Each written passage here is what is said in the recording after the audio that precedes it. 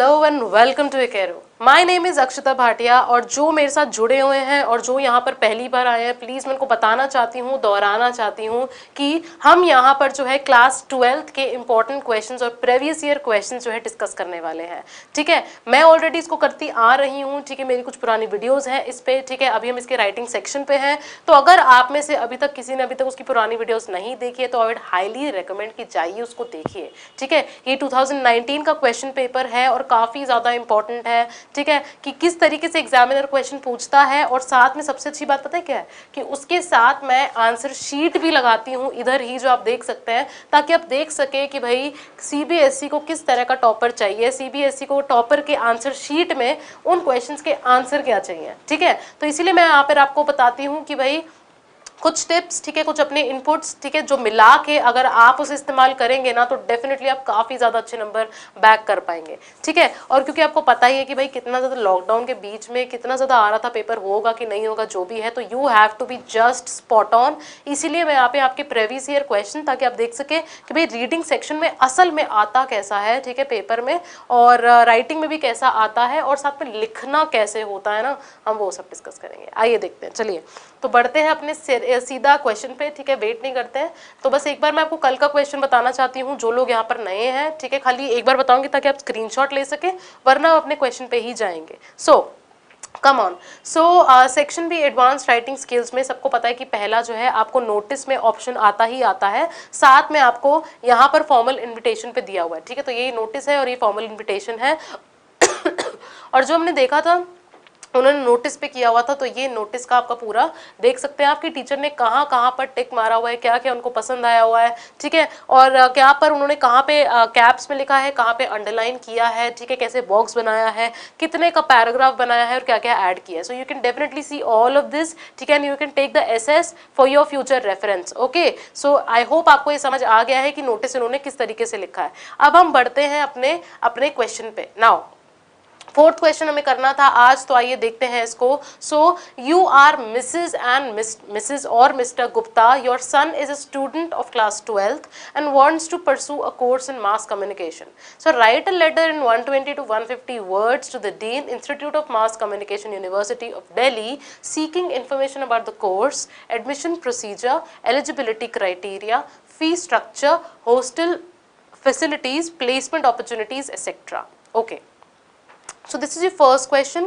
First question में आप अपना आपका डेजिग्नेशन दिया हुआ है। ठीक है, आपको बताया गया है कि आपको जो है यहाँ पे लेटर लिखना है। Now will it be a formal letter और the informal letter, that you have to see for yourself. ठीक है, ये आपका फॉर्मल होगा ऑब्वियसली, क्योंकि यहाँ पर जो है आप यूनिवर्सिटी ऑफ दिल्ली के डीन को लिख रहे हैं। ठीक है, जो mass institute of mass communication का है। So obviously it will be a formal letter. Yes, so इसके बाद आपको हर चीज दे दी है कि what all you have to ask in the letter. ठीक है, तो इसमें आपको फैसिलिटीज और फी स्ट्रक्चर वगैरह सब कुछ, और ये अगर आपको नहीं भी दिया हुआ है, so just keep this in mind that if you are seeking information regarding any course or something from any kind of institute, these are the things that you have to ask.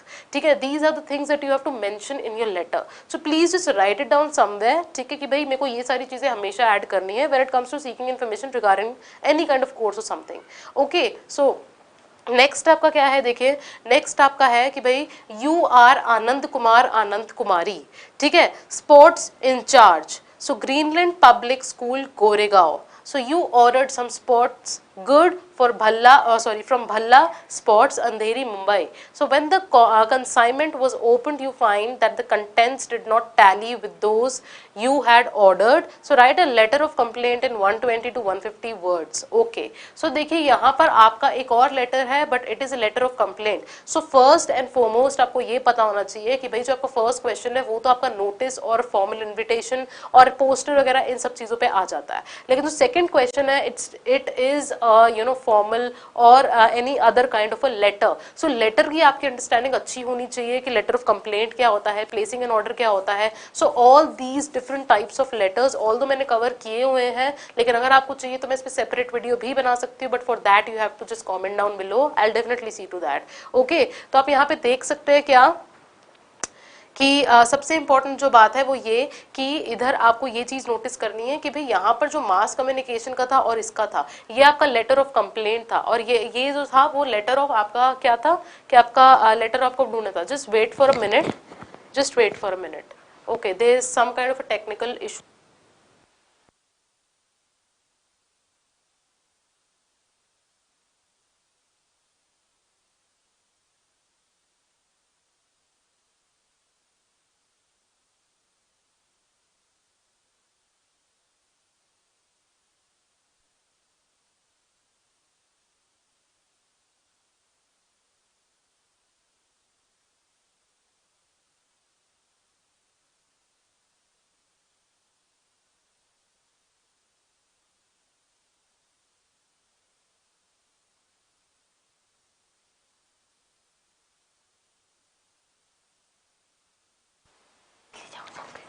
So as we all can know, ठीक है, तो इसमें आप देख सकते हैं कि भाई आपको ये दोनों क्वेश्चन है और आपको जो है letter of complaint, placing an order, आपको डिफरेंट टाइप्स ऑफ लेटर्स आराम से पता होने चाहिए क्योंकि आपका कुछ भी आ सकता है. और इसमें मैं एक चीज आपको बताना चाहूंगी कि देखिए यहाँ पर जो नहीं है, मैं आपको कहूंगी कि आप ना लेटर ऑफ, अगर आपको प्लेसिंग का एन ऑर्डर आता है या कंप्लेंट लेटर आता है, लेटर टू द एडिटर आता है, तो मैं प्रेफर करूंगी कि मैं प्लेसिंग एन ऑर्डर टाइप ही ऐसा कुछ लिखूं क्योंकि वो काफी ज्यादा आसान होता है और आपको सब चीजें जो नहीं है अपने आप ही उसमें मेंशन करनी होती है. So these are the things that you have to mention. So now आपको समझ आ गया होगा कि आपको किस किस तरह के लेटर्स पहले से ही अपने दिमाग में रखने हैं और उसमें क्या क्या आपको पूछना है. ठीक है, तो प्लीज आप ये चीज ध्यान रखिएगा. ठीक है, तो इसमें जैसे कि आपका है कि देखिए आपको साफ साफ बोला हुआ है कि आपने कुछ ऑर्डर किया था और वो जो है सही नहीं आया है ना, तो सही नहीं आया जो आपने ऑर्डर किया था, तो आपको कंप्लेंट लिखनी है. तो इसमें क्या क्या चीजें ऐड होनी चाहिए, तो देखिए सबसे इंपॉर्टेंट बात है कि देखिए इसमें जो एक चीज आपको हमेशा ऐड करनी है कि वो क्या क्या चीजें हैं आपने जो ऐड की थी उसका डिस्क्रिप्शन, ठीक है, उसका कलर, उसका साइज. ठीक है, जैसे यहाँ पे तो ऑब्वियसली आपके शूज वगैरह या स्पोर्ट्स चीजें हैं. ठीक है, तो ये सारे जो स्पोर्ट्स के गुड्स वगैरह है, ठीक है, फिर वो खेलने की चीजें भी हो सकती है, रैकेट वगैरह भी हो सकता है. So you have to mention the description, the whole description about the product. ठीक है, द बिल नंबर जो आपने किया था. ठीक है, क्योंकि बिल जब आप लेते तो उसमें नंबर भी होता है. So you have to mention that, the date आपने जिस दिन उसे परचेज किया था, और फिर डेट जब आपको वो डिलीवर हुआ, और उसके बाद आपने क्या एक्सपेक्ट किया था और क्या मिला, मतलब कि जब डिलीवरी में उसके क्या आपकी स्थिति थी उस चीज की, या कुछ और ही आ गया आपको. सो आपको उसका मतलब किस कंडीशन में वो आया. ठीक है, क्या वो ब्रोकन था या वो मतलब कि एक्सचेंज, मतलब कि कुछ और ही था, you did not found your product. ठीक है, तो या ये सब में क्या था क्या नहीं, उसमें क्या प्रॉब्लम थी वो, और उसके बाद आप इसका रेमेडियल कैसे चाहते हैं, मतलब कि आप इसको एक्सचेंज कराना चाहते हैं या आप इसको रिप्लेस कराना चाहते हैं या आप इसको रिटर्न कराना चाहते हैं. तो ये कुछ चीजें हैं जो you have to obviously you have to mention that in your letter. So as I already told you कि मैंने ये दोनों चीजें आपको बता दी है. इसमें क्या आएगा, इसमें क्या आएगा. So we'll move on to the toppers description कि उन्होंने क्या लिखा है, and we'll just start over. So आपको जैसे कि मैंने बोला कि देखिए यहाँ पर उन्होंने आपको दिख रहा होगा कि चलो देखते हैं उन्होंने पहले एड्रेस डाला है. सो नंबर 21 रोज अपार्टमेंट, भारत नगर, दिल्ली. तो द डीन इंस्टीट्यूट, तो उन्होंने फर्स्ट वाला चूज किया हुआ है, आप यहाँ पे देख सकते हैं. So no problem, no problem, इन्होंने फर्स्ट चूज किया. सेकंड के बारे में आपको ऑलरेडी बता चुकी हूँ, so it's not at all a problem. So we'll start. So as we all know कि आप किसी को भी लिखते हैं तो पहले रिसीवर्स एड्रेस आता है, ठीक है, सॉरी सेंडर्स एड्रेस आता है जो उन्होंने लिखा, फिर डेट आता है, फिर रिसीवर्स आता है, फिर सैल्यूटेशन आता है, फिर उसके बाद सब्जेक्ट आता है, और फिर उसके बाद आपका कॉन्टेंट आता है ना. तो इस तरीके से ये कुछ चीजें हैं. तो आप देख सकते हैं कि यहाँ पे टीचर ने टिक भी मारा हुआ है. ठीक है, सबसे पहले एड्रेस पे, फिर डेट पे, फिर रिसीवर्स पे, फिर सब्जेक्ट पे. So these are the small things that actually are being checked by the teacher. ठीक है, तो obviously you can't mess with that. So you have to mention all these things and you will gain at least 1.5 number regarding that, marks regarding that. So just follow the format. तो इसमें आप देख सकते हैं कि यहाँ पर उन्होंने कोई क्वेश्चन में, मैं आपको दिखाना चाहती हूँ, क्वेश्चन में कोई एड्रेस नहीं लिखा था. So obviously you can add up to your address, so it's not a problem. So number 21 Rose Apartment, so Bharat Nagar, Delhi. So 1st March. अच्छा, कई बच्चे पूछते हैं कि भाई किस तरीके का डेट लिखा होना चाहिए, मतलब कि डेट कैसे लिखना चाहिए. So I would like to tell you all कि देखिए डेट इस तरीके से लिखना है.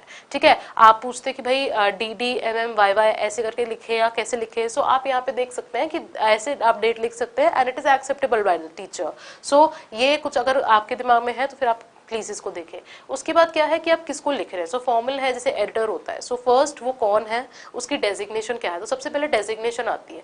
डेजिग्नेशन, अब जैसे कि वो एडिटर है, for example I am just giving you an example, तो वो कहाँ का एडिटर है, कोई न्यूज़पेपर का होगा ना, सो दैट न्यूज़पेपर का आता है। और फिर उस न्यूज़पेपर का एड्रेस आता है, मतलब कि वो उसका जो प्रिंटिंग ऑफिस है वो कहाँ है, और फिर वो दिल्ली में कौन से पिन कोड पे पड़ता है, ये सब। सो सेम वे यहाँ पर, क्योंकि उनको डीन को लिखना है, राइट, किसको लिखना है, डीन को। तो डीन को आप क्या कर सकते हैं, डीन को आप द डीन लिखेंगे, वो डीन कहाँ कर है, ठीक है, इंस्टीट्यूट ऑफ मास कम्युनिकेशन, और वो जो है आपका यूनिवर्सिटी ऑफ दिल्ली में है, जो कि दिल्ली में है। So in that case in 4 lines at least आपकी 3 to 4 लाइन्स होनी चाहिए, ठीक है, when it comes to the receiver's address and in particularly in the formal communication, ठीक है, इन फॉर्मल लेटर। सो फिर उसके बाद सर, ठीक है, कुछ रिस्पेक्टेड नहीं आता है, और सबसे इंपॉर्टेंट बात आपका डियर तो बिल्कुल नहीं आता है। सो ये कुछ चीजें हैं, अगर आपके दिमाग में जरा भी है ना पॉइंट कि भाई डियर आता है कि नहीं आता, सो नहीं आता है, रिस्पेक्टेड भी नहीं, सिंपल सर आता है। देन सब्जेक्ट उन्होंने बीच में देखिए क्या लिखा है, inquiry about mass communication course. So जो भी आपका था, अब इसको आपको सब्जेक्ट को अगर आपको ढूंढना है, ठीक है, so how can you just find that. So यहाँ पर आप लिख सकते हैं कि wants to pursue a course in mass communication, ठीक है, of Delhi, seeking information about the course. So यही आपको लिखना है, ठीक है। तो इंक्वायरी अबाउट द, क्योंकि इंक्वायर कर रहे हैं आप, ठीक है, it's inquiry letter, it's an inquiry letter, तो इस चीज को आपको ध्यान देना है। सो it's an inquiry letter, inquiry about mass communication course. तो inquiry is a word that you have to see to that, inquiry you have to add that, ठीक है। कंप्लेंट लेटर है तो complaint you have to add that, letter to the editor है तो वो चलो पता लग जाता है, बट स्टिल इसमें अगर कुछ है तो आपको प्लीज ऐड करना है, ठीक है। इसके बाद शुरू करते हैं। So I would like to inquire about the course on mass communication offered by your esteemed institution for my son who is currently studying in class 12th, ठीक है। तो इस तरीके से उन्होंने जो है एक लाइन में जो भी पर्पस था ऑफ द लेटर उन्होंने बहुत अच्छे से ऑलरेडी समझा दिया है। डन। उसके बाद क्या है कि I would like to know about the various subjects in the course and the procedure. So I would like to know about the various subjects in the course and the procedure to obtain admission for that, ठीक है।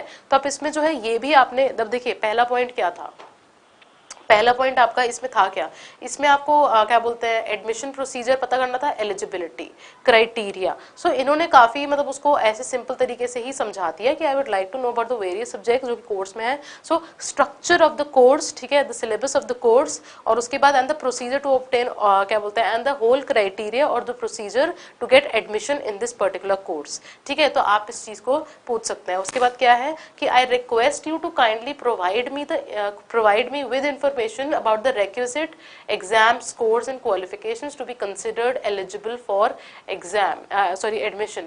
So उन्होंने eligibility भी पूछ ली, ठीक है। So कैसे पूछी है कि I request you, ठीक है। तो कुछ words जो आपको ध्यान रखने हैं, I request you, I want to know या I want to inquire about, ठीक है। So these are the small phrases, ठीक है, these are the words that you have to use in your letter, ठीक है, specifically in the inquiry letter।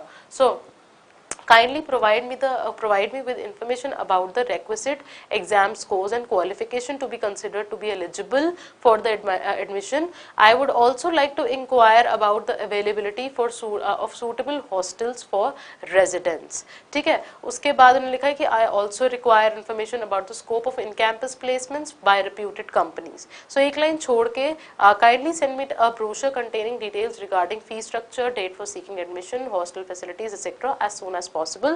Looking forward to hearing from you, yours sincerely Mrs. Gupta। Okay, so यहाँ पर आप देख सकते हैं कि इन्होंने एक चीज जो मैंने नोटिस किया and I would like to point out that for you is कि भाई यहाँ पर उन्होंने I would like to inquire बहुत सारा लिखा है। So instead of that, if you are using actually 5 sentences, उसमें से 3 में तो आप ये लिख सकते हैं I want to know about, I want to क्या बोलते हैं inquire about, I want to उसके बाद seek information regarding।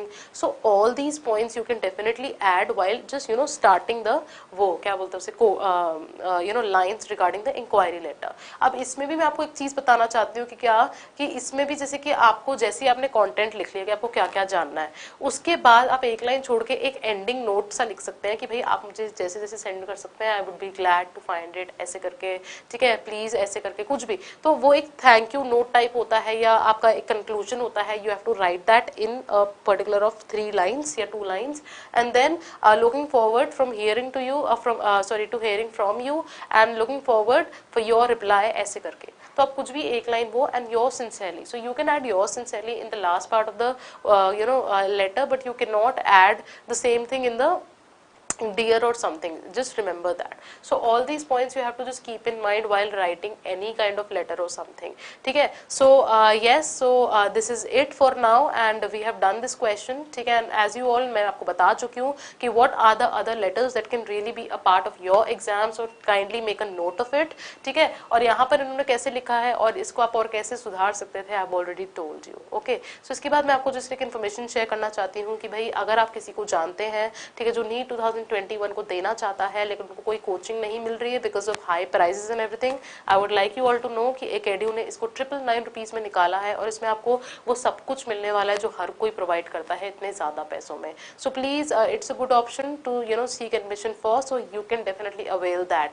And after that I would also like to add another thing, that is EkEdu has also launch English speaking course, ठीक है, जो कि आपका 50% डिस्काउंट पे है. So if you are someone और if you know someone who is actually who wants to work on the level of speaking English, they can do that, ठीक है, by applying to this particular course. So I would like you to know कि इसमें recorded lectures और videos, इसमें हर चीज़ है, ठीक है, और इसमें कंप्लीट मॉड्यूल्स आपको दिए जाएंगे if you really want to learn about it. तो ये एक मेरा था. और उसके बाद मैं ये भी बताना चाहती हूँ कि EkEdu के और भी आपके कोर्सेज हैं जो आप ऊपर देख सकते हैं. So you can visit that और डेफिनेटली आपको कुछ ना कुछ वैल्यूएबल यहाँ पे जरूर मिलेगा. So yes, so we are done for today and will meet you soon. I will meet you soon with another question. इसको हम सीरीज को आगे बढ़ाएंगे. So please don't forget to just subscribe the channel and like the video and share the video if you really like it. और इसके बाद हम इसके और भी क्वेश्चन डिस्कस करेंगे और भी इसके 2020 के भी डिस्कस करने वाले हैं हम, ठीक है, 2018 के भी करेंगे. So please just stay tuned because you know that you have to practice all of these in case if you want to score very good marks. So yes, I'll meet you soon and yes, so just keep working hard. Thank you so much.